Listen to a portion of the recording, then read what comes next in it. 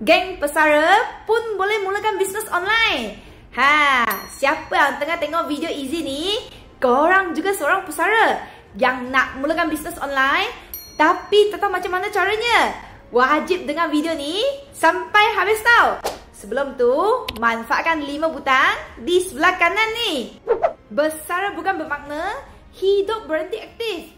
Kajian menunjukkan aktiviti seperti berniaga bukan sahaja menambah pendapatan, malah membantu minda lebih sihat dan emosi lebih stabil.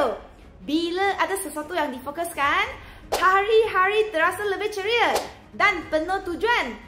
Berita baik, dunia digital hari ini memberi peluang yang luas untuk mulakan bisnes online hanya dari rumah saja, tanpa perlu risau tentang kos tinggi atau penat buka kedai fizikal. Nak belajar? Komen, saya nak. Easy akan ajar korang langkah demi langkah. Pergi ke profil Easy sekarang, WhatsApp Easy, Easy akan kongsikan dengan anda semua. Ingat, ambil langkah pertama tu yang penting. Jadi, bertindak sekarang.